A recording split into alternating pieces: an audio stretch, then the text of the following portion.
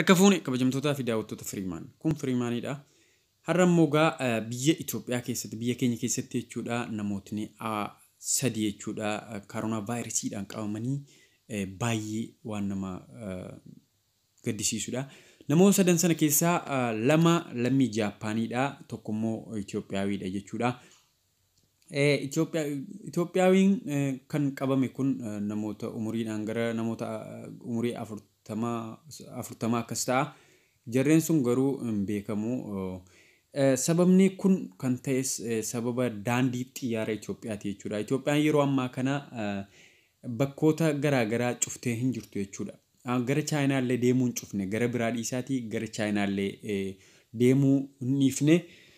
Sababa kanaan jechuudha, sababa daandiin xiyyaara Itoophiyaa kun banaa ta'eef namoonni yeroo bahanii galan sakatteensi guddaan waan hin jirreef jechuudha. Dhukkubni miidhaa hamaa addunyaarraan gaaru kun jechuudha kaaroonaan biyya keenya seenee biyyoota kaaroonaadhaan qabamanitti lakkaa'ee jira jechuudha. Kan nama gaddisiisu maal yoo jettan lammiin Jaappaan gaddaa biyyoota naannoo Oromiyaa garaagaraa keessa deemaa ture. Bakkoota garaagaraa naannoo Oromiyaa bakkoota garaagaraa deemuudhaan wanta inni hojjete namoonni qabsiisee fi wanta inni godhe wanti beekamu tokko hin jiru. Maaliif bakka taa'ee ka'utti nama qabsiisuu danda'a, bakka deemutti nama qabsiisuu danda'a. Akkasumas sakatta'insi guddaan tokkollee hin jiru. Mootummaan wanta kana xiyyeeffannoo itti kennee hin jiru jechuudha. Mootummaan kan eegaa jiru qofti Finfinnee qofa. Finfinnee qofa eeguun qabu. Finfinnee qofaa miti. Namoota Finfinnee qofaa miti kan Itoophiyaa keessa jiraataa jiran. Namoonni naannootti illee gadi seenee jechuudha yookaan immoo namoota ergee wanta kana sakatta'insa guddaa gochuu qaba. Daandiin xiyyaara Itoophiyaa booleenis sakatta'insa hammana jedhamus hin qabu. Maaliif dhukkuba kanarratti akka mootummaan biyya keessaa qoosa yookaan immoo akka xiqqootti ilaalaa jiru kana hin beeku. Hin beekne daandiin xiyyaara Itoophiyaa yeroo ammaa kana sakatta'insa hin qabu. Baralli bakkoota garaagaraattis deemuu hin dhiifne jechuudha. Egaa amma addunyaa kanarraa warroota qabaman warroota kaaroonaadhaan qabamanitti lakkaawwamne namootas lakkaawwachuu jalqabneerra jechuudha. Namoota yeroo jennu kana namoonni kun namoota meeqaa wajjin oolu, hiriyoota meeqaa wajjin oolu jechuun keessan hin oolu, hin beekamu.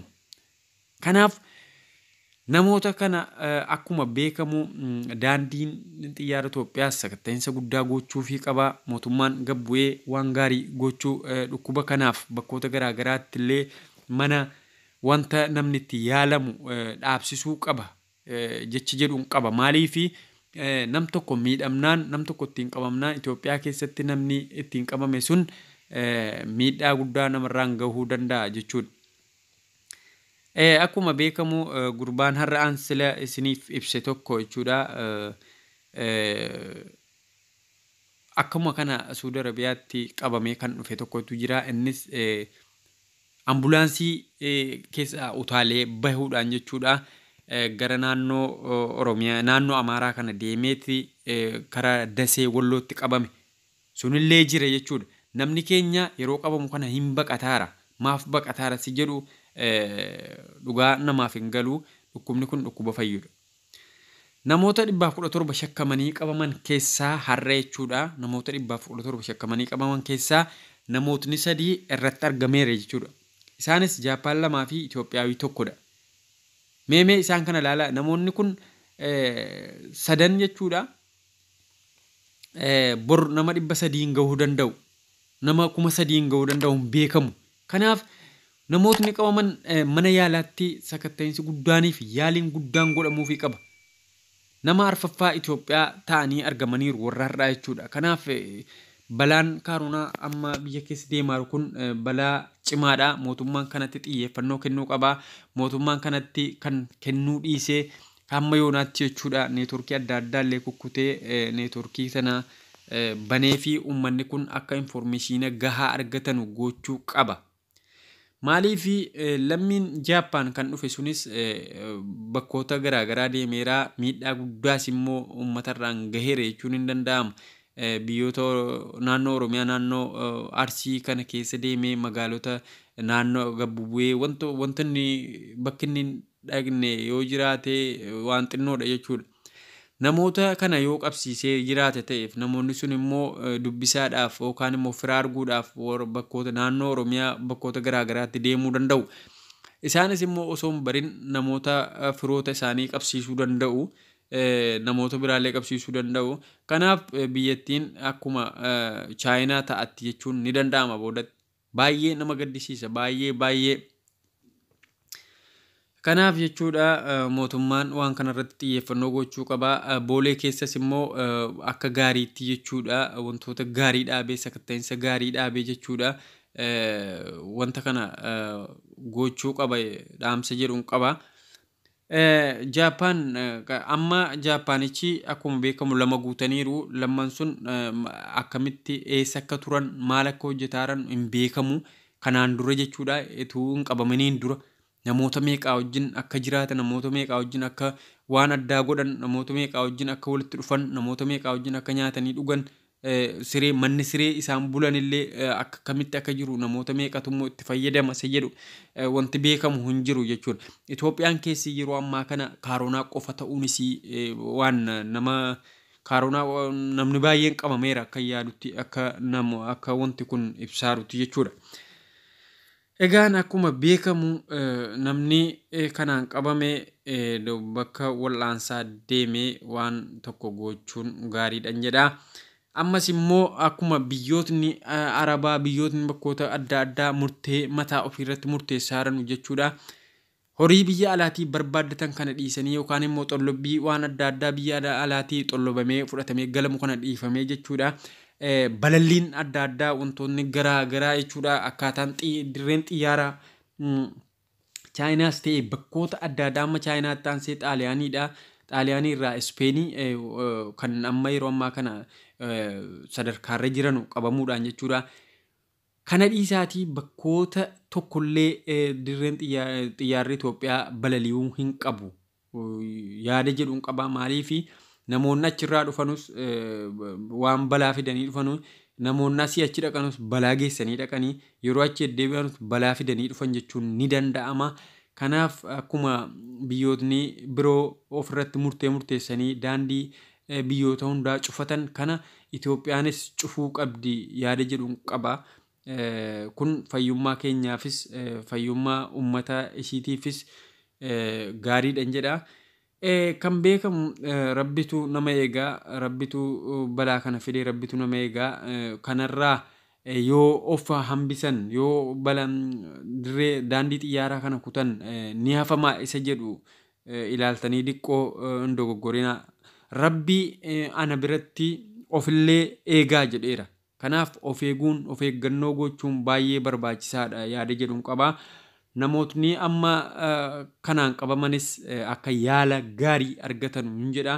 Namootni lama jechuun namoota guyyaatti namoota 3 argamuu jechuun bor namoota meeqatu akka argamu tilmaamuun nama hin dhibu jechuudha. Namoonni 3 sun namoota 300 fiduu danda'u bor. Kan hafan immoo kan amma yoonaatti hafan immoo hin beekamu lakkoofsi isaanii.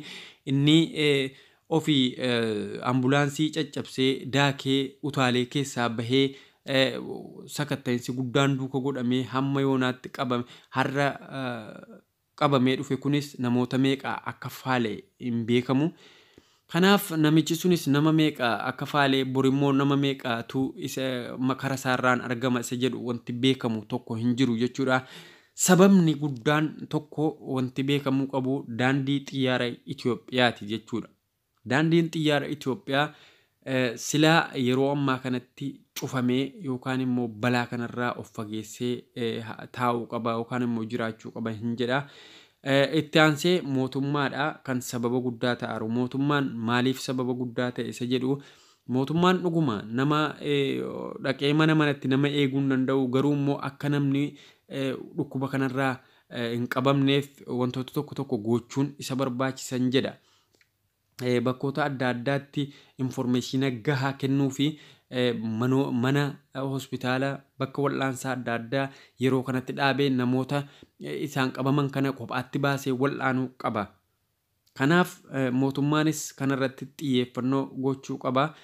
Balalliin amma yoonaatti Itoophiyaa irraa gara Chaayinaa hin dhaabbanne kun hafuu qaba.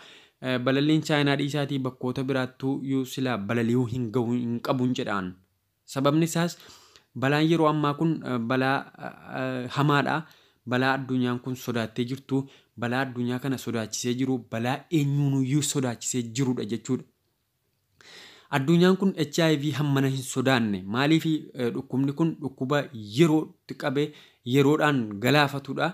Kanaaf Itoophiyaan isoo kanarratti of eegdee yookaan immoo mootummaan kana keessa bu'ee waan guddaa tokko hojjetee of eeggannoo cimaa godhe gaariidhaan jedha. Namoota har'a qabaman Rabbiin isaan haa fayyisuun jedha. Namoota Itoophiyaa uummata Itoophiyaa guutuu Rabbiin bira haa dhaabbatu. Irra darbee immoo addunyaa guutuuyyuu Rabbiin araarama isaa haa kennuufiin jedha.